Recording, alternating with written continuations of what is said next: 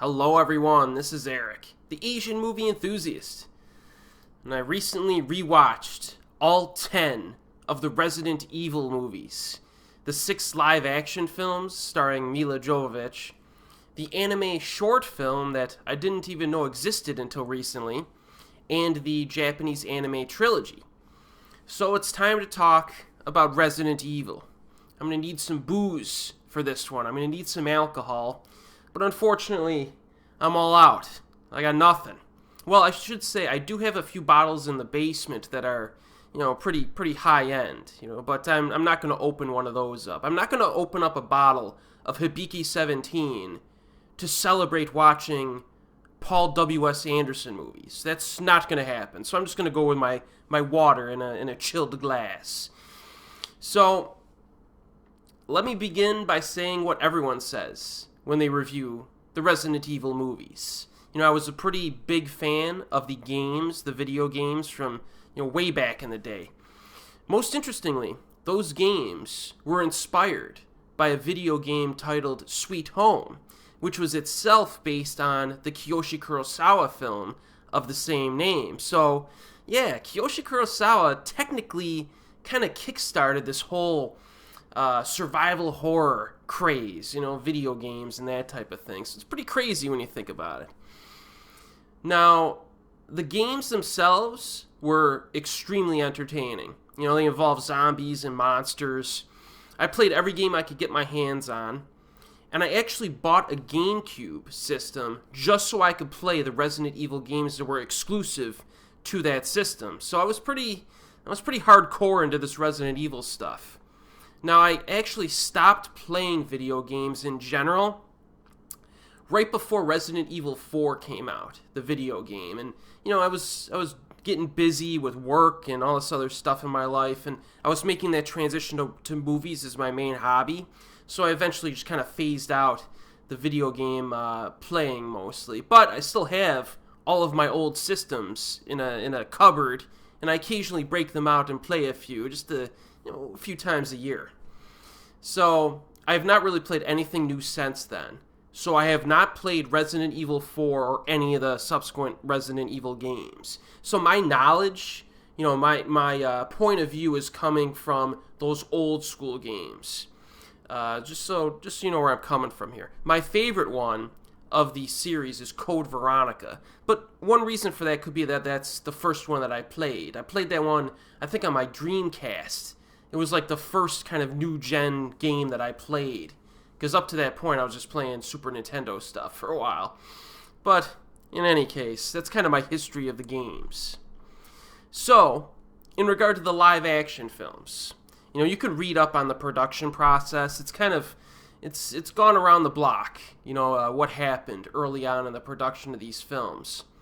Apparently there were multiple scripts floating around for this first Resident Evil movie that they wanted to kick into production in the early 2000s. And the early scripts tried to make the movie somewhat similar to the games. They had some differences, of course. But at least they were kind of trying to make it similar to the games, especially the first game. And the studio just was not up for it. George Romero was brought in at one point, and I think, word on the street is that he actually watched people play the games, some of the Resident Evil games, so he could have a good feel for the game to incorporate that feel into this movie that he was directing.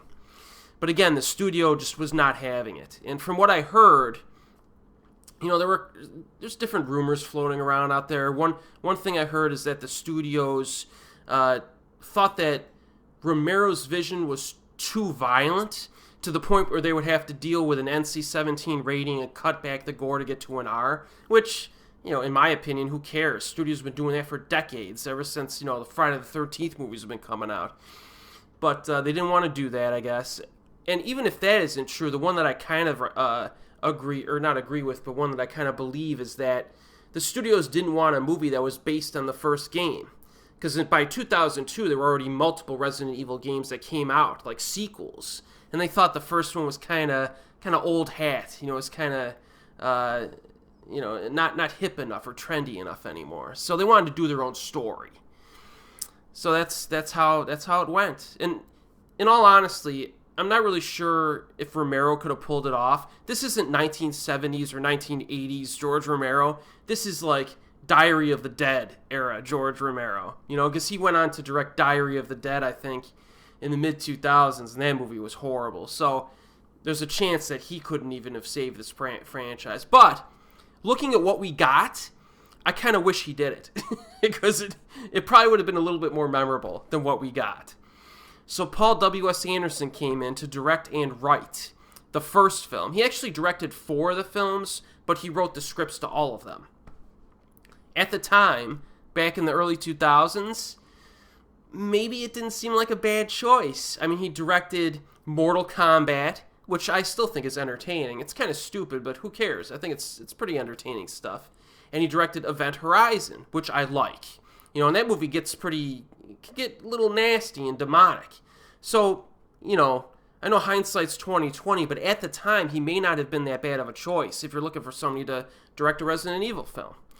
But, you know, again, hindsight is 20/20, and looking back on what we got, he's definitely one of the worst choices you could have made. And you don't really understand it. Like, how does he go from, you know, Mortal Kombat to Event Horizon? He did a few other films, and then he gives us this franchise. It's like, what happened? And from what I've heard, there was more studio interference in his earlier films. So he might be one of those directors who works better with studio interference. Because if you give him a little bit too much creative control, he's just a complete mess. So that's a theory out there, and I think that's probably a good theory for what we got from him. So, in any case, studios don't care. Okay, this franchise made $1.2 billion at the box office if you add all 6 films together. And that was on a total production of around $288 million total for all 6 films. So this franchise made hundreds of millions of dollars of profit for the studios.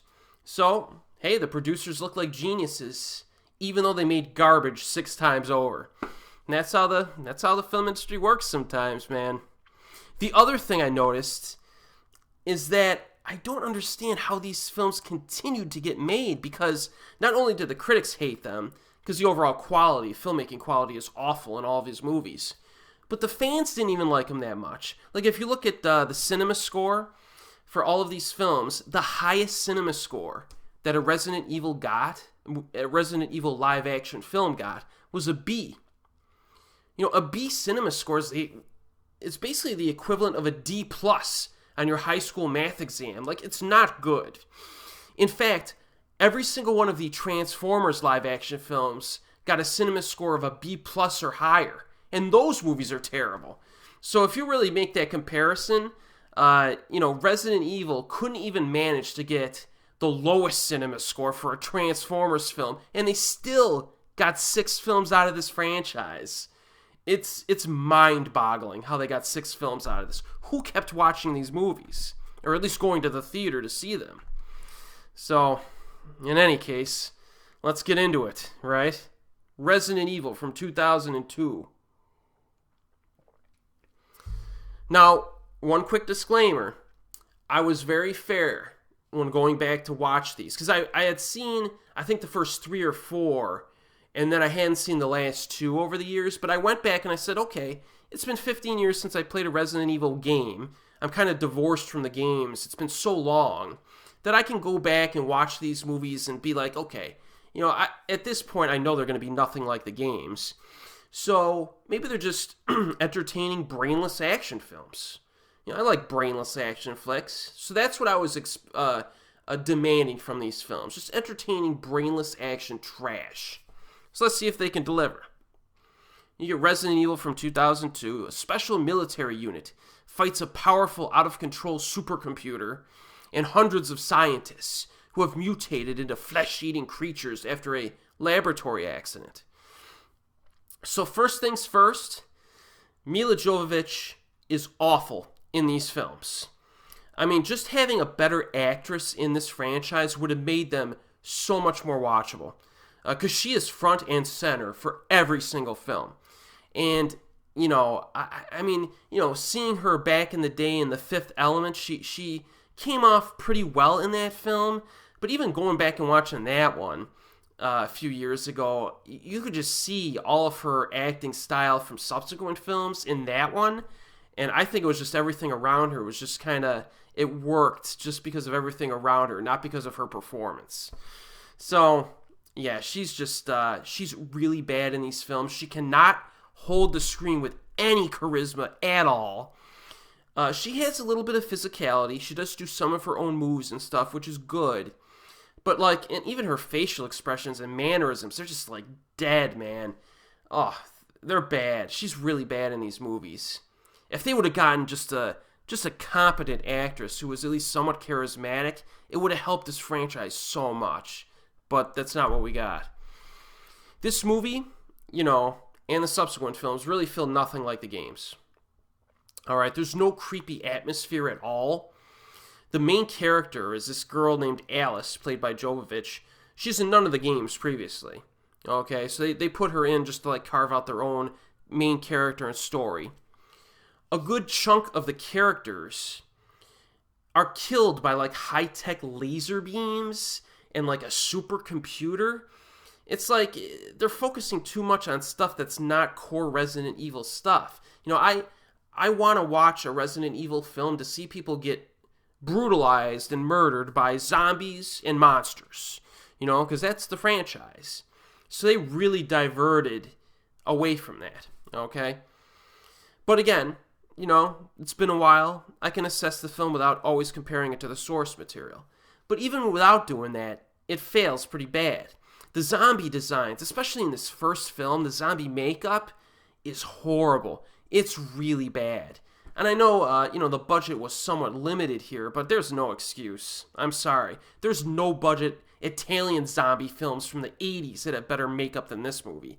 That's, come on. Very lazy makeup effects. Now, some of the sequels to this franchise improve on that. You know, there's certain times where the zombies look pretty good. Very hit or miss, though. Extremely erratic and inconsistent. It should not be that way. That's a flaw. The zombie attacks and the action are incompetently constructed and boring to watch. You know, just the way things set up and the zombie attacks, it's just not interesting to watch. It's very basic kind of interaction here. And again, we have a computer system villain who has a personality and a major role in this. It's just like, it's focusing too much on stuff that's just not, I don't know, it's not what you expect from a film like this. In terms of suspense, there is none. Things are very abrupt. There's no build-up to anything. And action, in general, is pretty mediocre to incompetent in terms of direction, and especially some of the editing in this franchise is really bad. They really chop up the action, and it does not come off well. So a typical critic going into this movie is going to criticize, you know, a lot of the other stuff that I haven't even really talked about. The script writing is horrible. Non-existent character development. The story is just horrendous. And all of that is true. All of those flaws are true. Also, the acting is terrible, too. But my biggest problems are really the genre elements, the horror and the action elements, and the lead actress. Those are my three problems with this franchise. And like I said, I'm very receptive to brainless action movies and horror movies. I mean, you've seen some of the movies I've reviewed on this channel that I enjoy. So, you know, just give me all I needed in this franchise was a charismatic lead actress, some good quality action and horror stuff, and a good pace. And they couldn't even deliver that much, especially with this first film. Now, you know, even brainless action movies or horror movies have standards, and this film doesn't meet them. One thing they got right, though, one thing I think they got right is that the run times are very manageable. Okay, the average runtime for these 6 live-action films is 97 minutes. An hour and 37 minutes. That's good. That was a good decision. And the pacing is usually pretty good. There's usually stuff happening. Even if it's a really low quality, there's at least stuff happening. You know what I mean? You're not just sitting in a room with nothing happening for like an hour, waiting for the next action scene. So that's good. They're actually paced pretty well in terms of the quantity of genre elements that are in it. So basically, those are my problems with the entire franchise. So let's go through the sequels. Resident Evil 2 Apocalypse from 2004. This is the second film, right? Alice wakes up in Raccoon City in a hospital after the city has been overrun by zombies. So you don't even really get... I mean, you get a little bit of the zombie attacks where they take over the city, but it just kind of fast forwards through it, which is kind of a mistake, I think. That would have been cool to see the zombies take over the city, you know, in the actual streets. You get to see people trying to survive. Maybe the main character, you know, is trying to survive in the streets while the zombies are attacking, but they kind of skip all that, right? And now in this film, she's like trying to make it out of the city and defeat a nemesis monster before a bomb is dropped on it. So you do get some zombies in this, and you get the nemesis. Now, I saw the first film in this franchise in the cinema. I went and I saw the second one in the cinema because the nemesis was in this. I wasn't going to miss the nemesis on the big screen, okay? So they reeled me in with that one. Now, the nemesis in the games, okay, Resident Evil 3 Nemesis was a video game. He was a good villain because he would show up at various points in the game. He wasn't just like a final boss or something. He would show up, and that's what gave the game some suspense. You never knew. He could be around every corner, and you're already trying to like fight the zombies and stuff, right? But then you have this nemesis monster, and whenever he'd show up, you'd be like, oh, crap, you know what I mean? They don't really execute the movie like that. You know, he does show up at a few points, but the problem is that the film is it's so flimsy, and it lacks any sense of suspense or even, like, true horror. You know, it's not scary at all, it's not really horrific at all, and that really hurts. You know, the Nemesis shows up in this, and it's just like you're watching a cheesy action scene. And the fact that they upgraded this protagonist's abilities, like this Alice character's like, she's half superhero in this movie. It's like, you know, there's no reason for her really to be scared of Nemesis, really, because she could just kick his butt. And at one point in the film, she gets into a fist fight with Nemesis, and she's like ducking and dodging and like giving him jabs to the face. It's horrible. Now, Alexander Witt takes over directing duties for Paul W.S. Anderson in this one.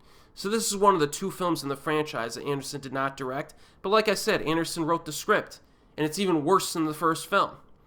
This is the film where the franchise really started to descend into crap action schlock of like the lowest order.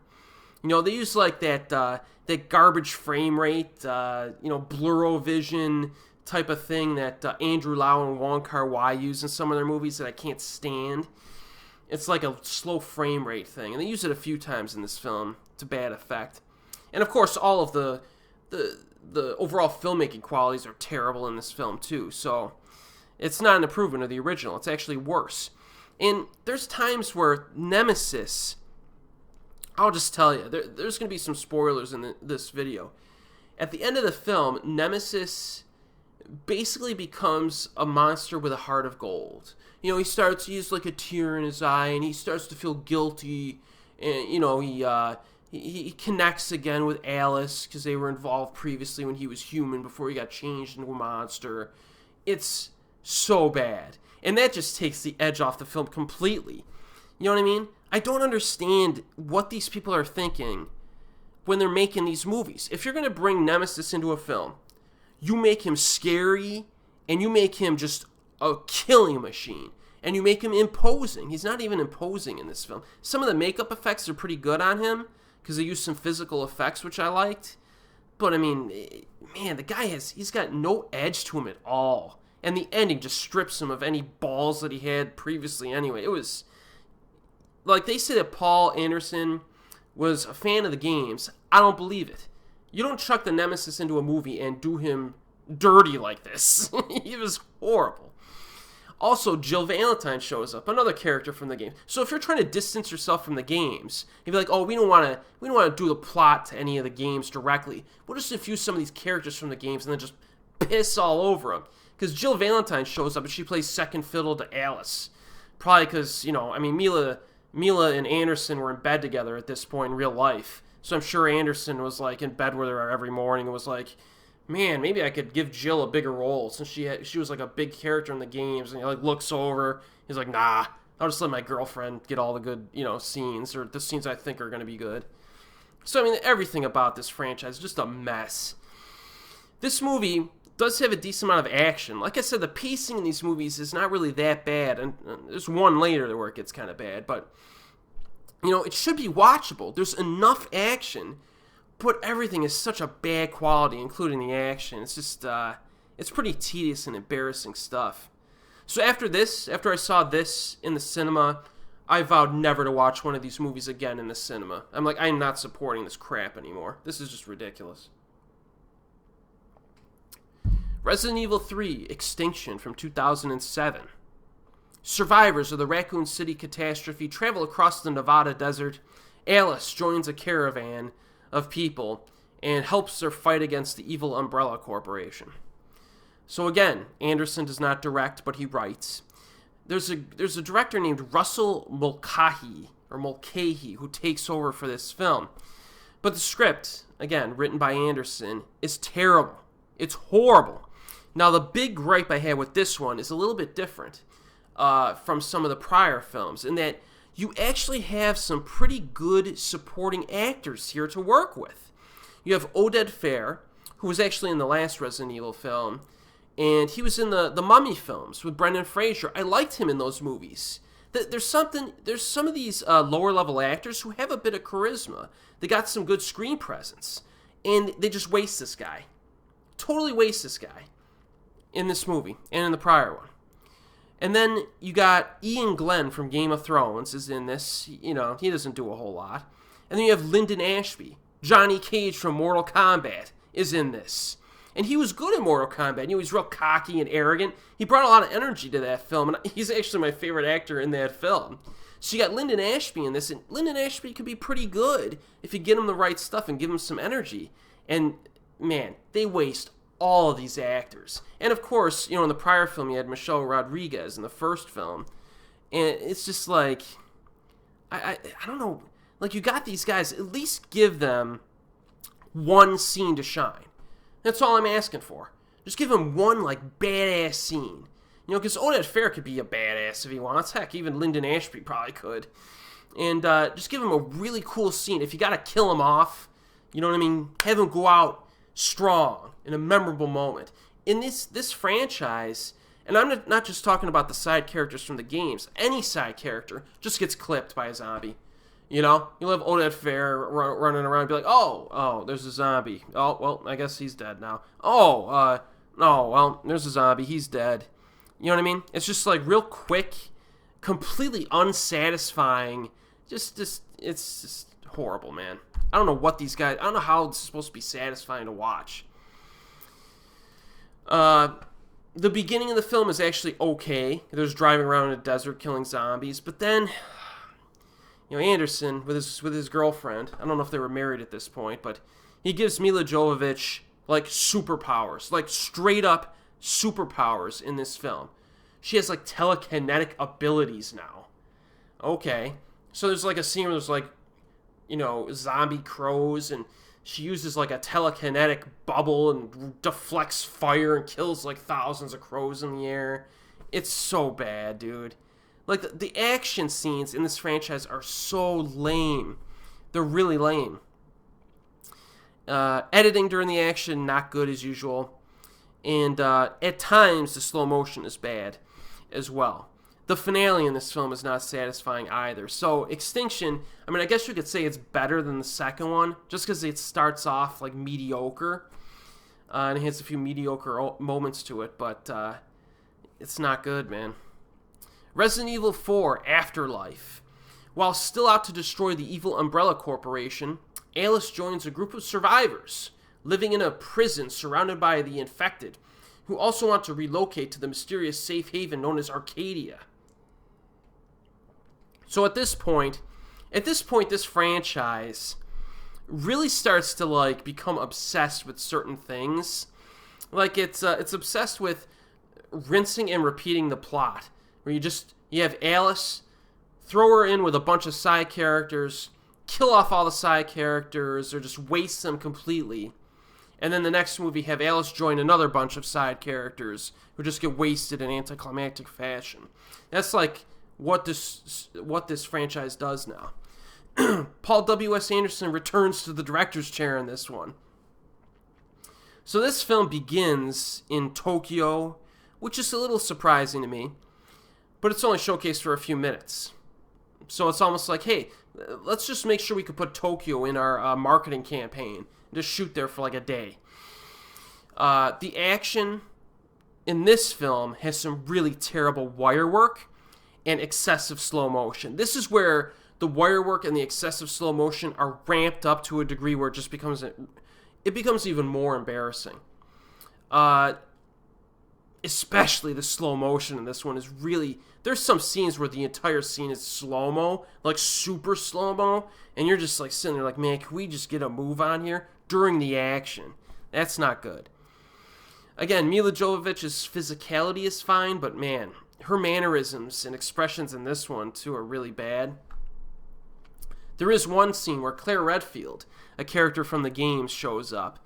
And she gets a scene where she actually gets to do something without Alice's help for like a minute or two. And then Alice has to come in and deliver the final blow to the monster because, you know, she's the girlfriend of the director, probably. So yeah, that's... But at least there was a minute or two where Claire Redfield got to do something without the help of this random main character.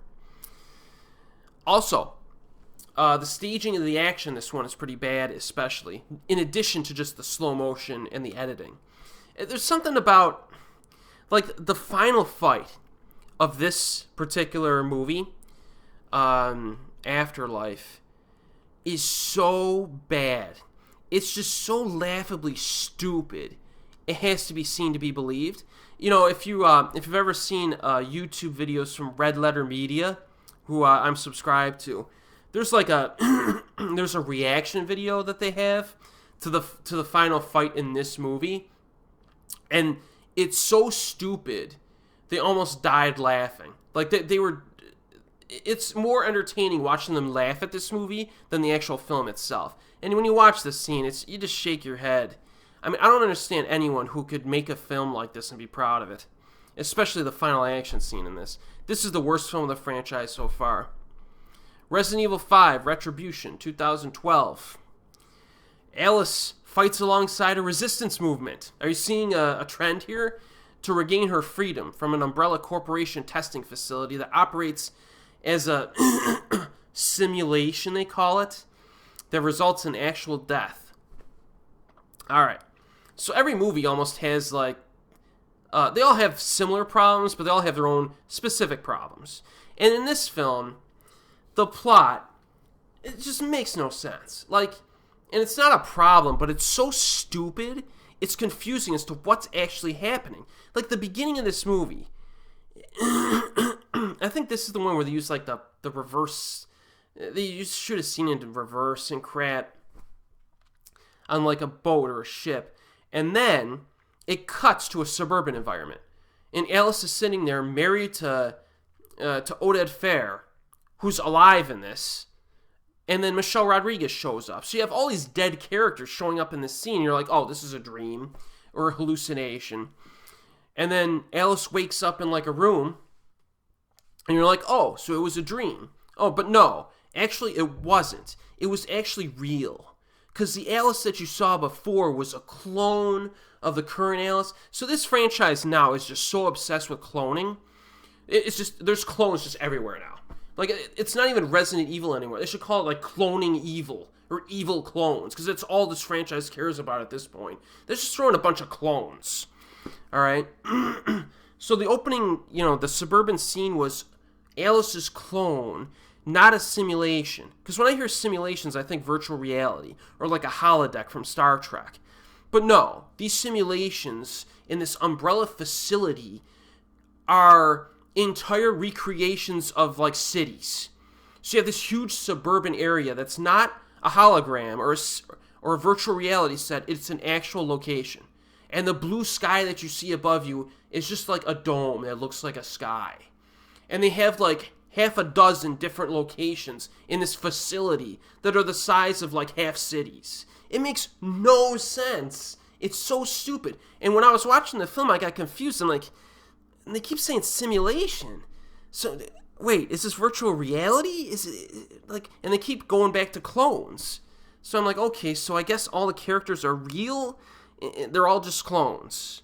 And they're killing clones to simulate zombie attacks, to test the virus, to sell to other countries. I'm like, oh man, the plot of this movie is horrible. And, the world is already being taken over by zombies anyways, like, what's the point? Yeah, so this is bad stuff, man. It's really bad. Now, Anderson directs again, and Mila Jovovich is terrible, of course. I don't want to get too repetitive here. But here's another thing for this one. So you have all this really confusing clone and simulation stuff that doesn't make any sense. On top of that, okay, you have the opportunity to bring actors back. Because these actors who died in the previous installments are back, playing clones of themselves.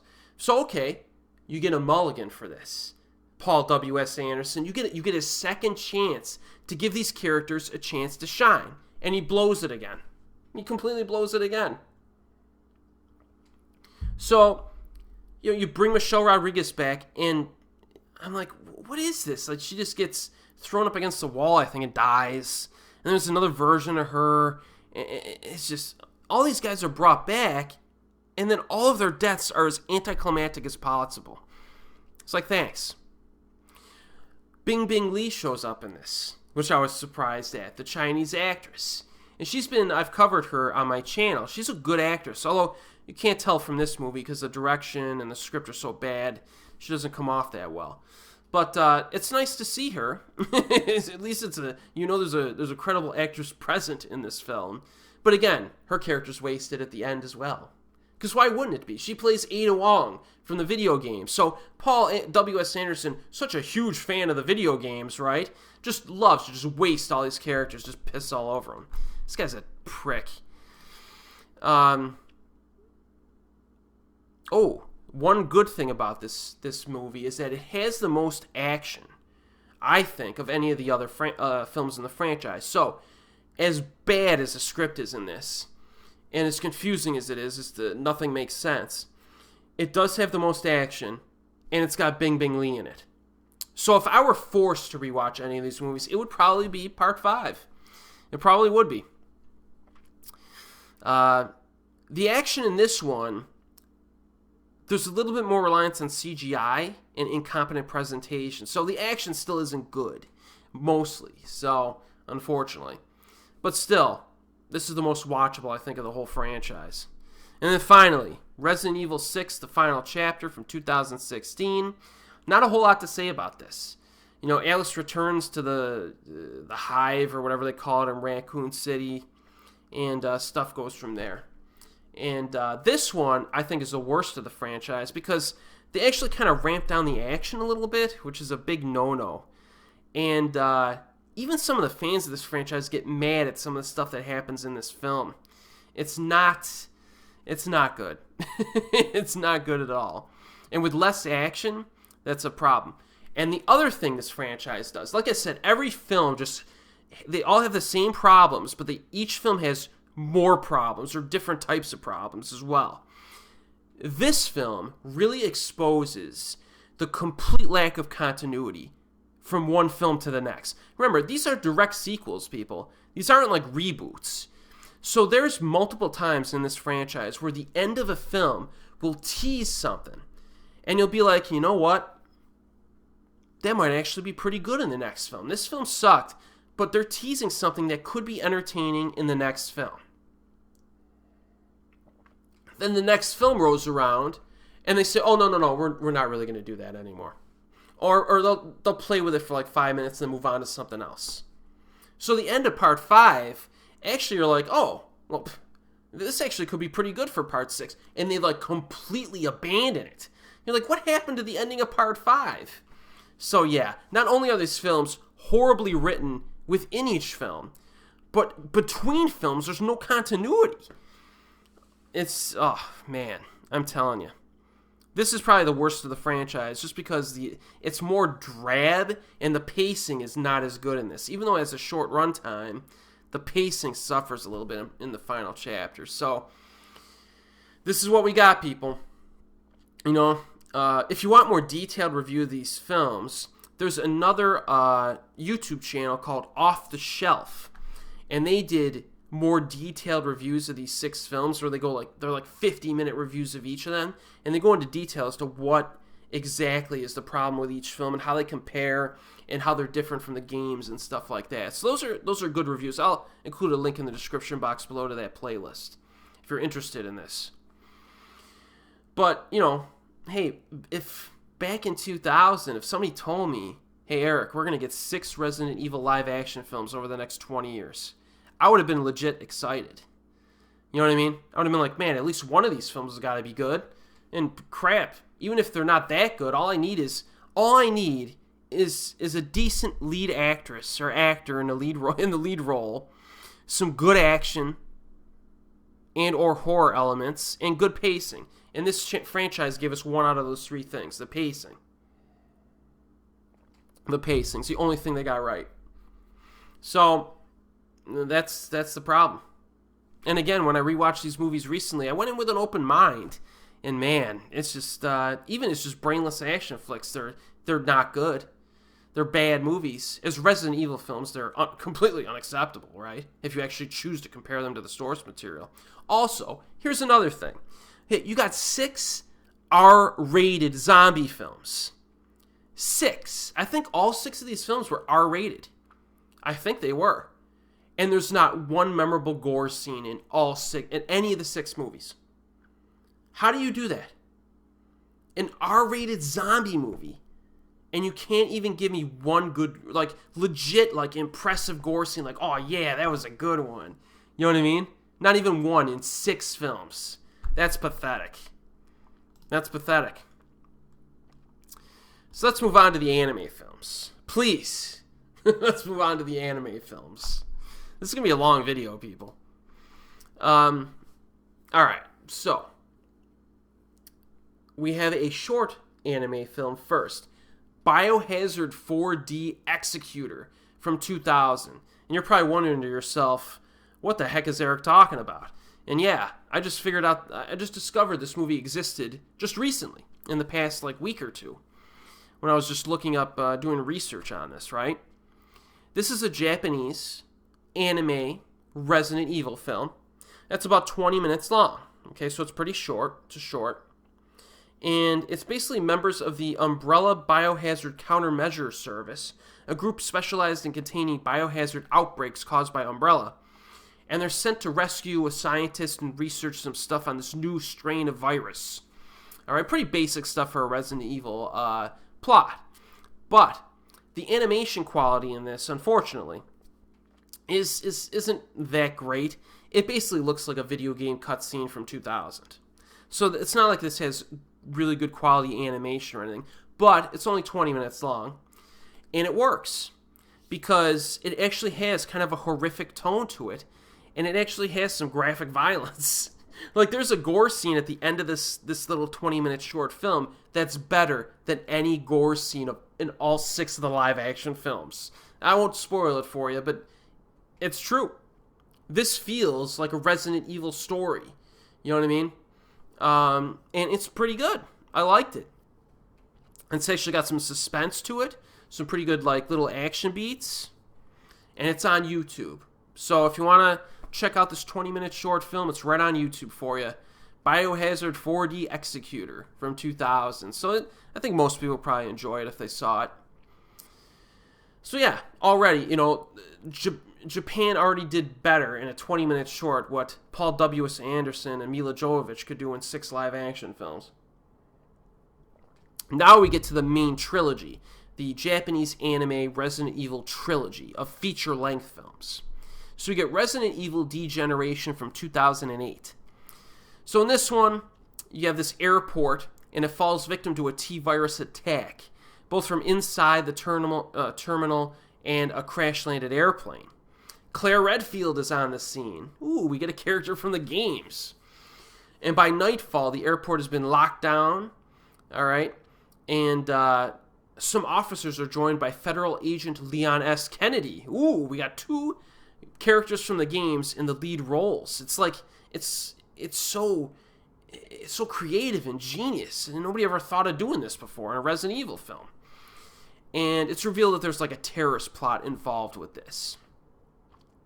So this is generally a good film. You know, the positives are it's pretty faithful to the games in terms of the characters that are presented. The monster designs are solid. Zombies look good in this. And the premise feels like something you'd see in a Resident Evil game. The opening 30 minutes are briskly paced and fun to watch. There's an airport scene early on. It's lengthy.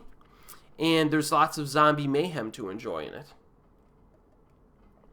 The final 30 minutes are a good finish with an extended boss battle. The big boss in this one, it looks pretty freaky. He's got a huge eyeball on his shoulder. So it's a good fight, though. He's actually probably the best boss battle, specific boss battle, of this trilogy is in this first film, in my opinion. I think it was a pretty solid fight. The biggest flaw to this film is that middle half hour. At middle half hour, there's really no action to speak of, no horror at all, too. It's mostly plotting, character interaction. It's not terrible or anything, but it's not as engaging as the opening half hour or the final half hour. I think to take this film to the next level, they would have needed another action scene or legit horror scene right at the midpoint to help with the pacing in the middle part. But hey, that's the only really big flaw in this, I think. There might be some little things you could pick at that I've seen pick at, but you know, this turned out much better than the live action films. And this isn't even that great, but it's good and it's entertaining, and that's pretty good at this point in this franchise, right? So I do moderately recommend, Resident Evil Degeneration. Now we go to the second anime film, Resident Evil Damnation from 2012.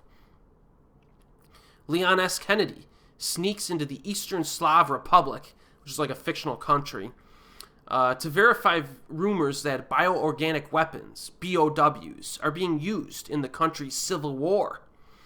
So that's the narration at the beginning is very geopolitical. It's so geopolitical, you're like, I don't know, are they getting away from like monsters and zombies in this movie? Like, what's going on here? But don't worry about it, because we hear that the monsters were created as a byproduct of genetic research that's connected to this civil war that we got going on here. And then very early on, we get Leon in a good action scene, good fight scene against a licker in a parking garage, so it gets things off to a nice start. Solid opening to this. We also get some zombies in an underground tunnel system. That's pretty cool, and it's actually kind of creepy as well. Animation is nice. It's an upgrade from the last anime film. You always want to see that, as the years go by.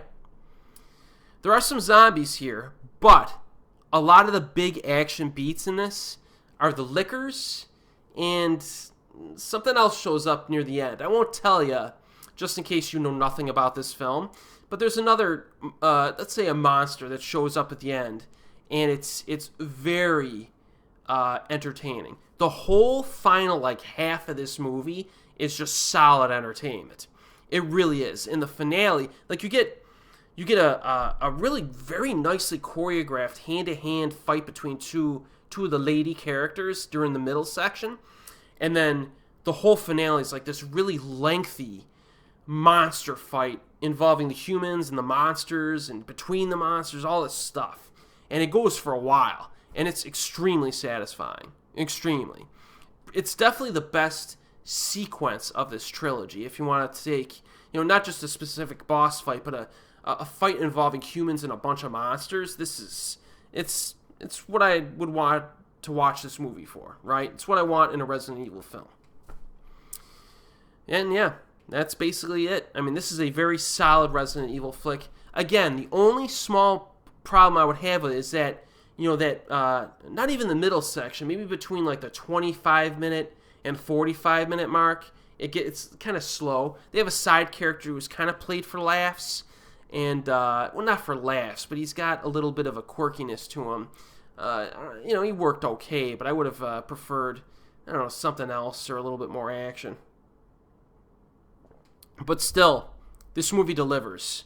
Check this one out. This is the best Resident Evil movie in existence, in my opinion. Resident Evil Damnation. Then finally, we get Resident Evil Vendetta from 2017.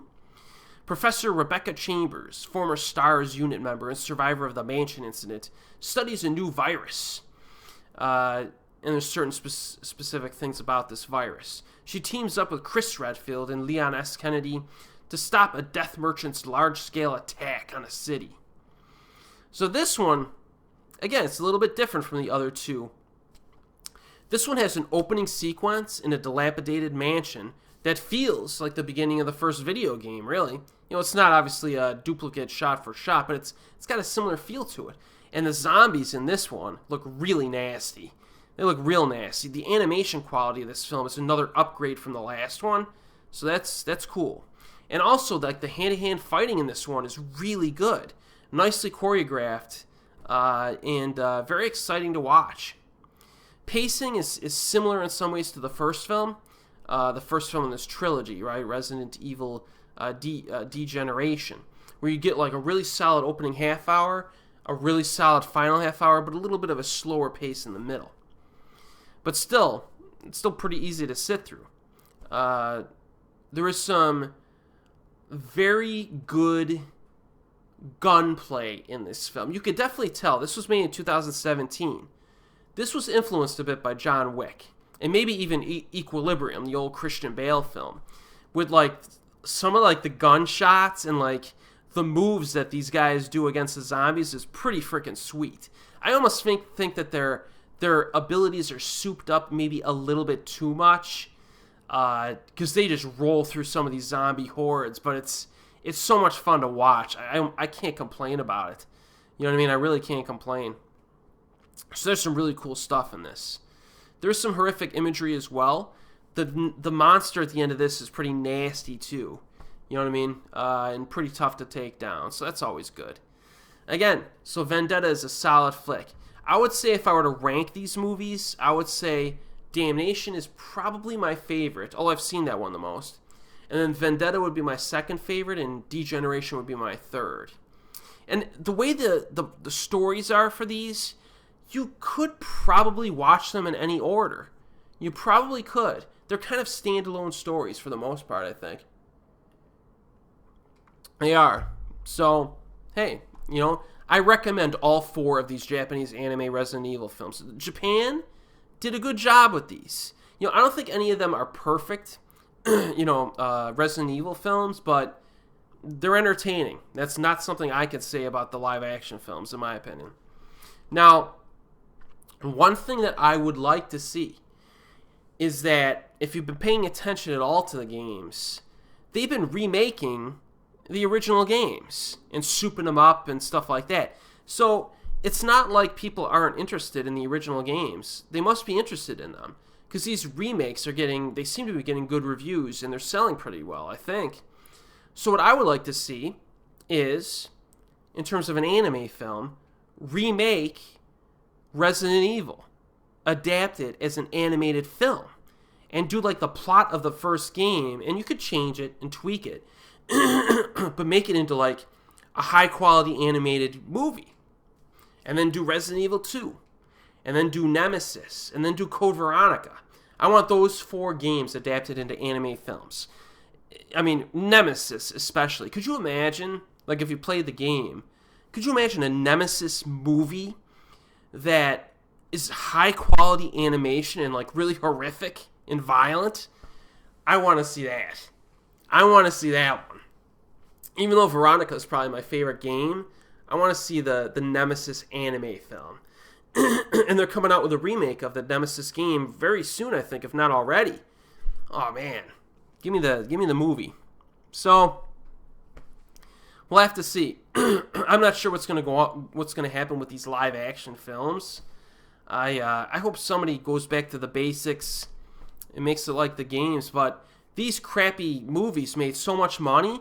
I don't know, as a producer, if a producer would greenlight a Resident Evil film to be like the video games. So, who knows? At this point, I'm not sure we're ever going to get a good Resident Evil live action film. I wouldn't be surprised if it never happens. But at least we got some anime films, and I hope they keep doing them. Keep doing the anime related films, and at least we can have some good stuff to watch. I have them in my collection, and I will probably marathon them at least probably once a year, once every few years, because they're pretty entertaining. They're all available on Amazon Instant in the United States, and they're also available on physical media as well. So I think that's all I have to say about this franchise. Yeah, I'm done. I'm done with this. I'll never watch those live action films again. But hey, let me know your thoughts. Some people, I guess, like those live action films. So let me know what you think. Let me know if you've seen the anime films and what you think of those as well. And as always, I'll see you next time.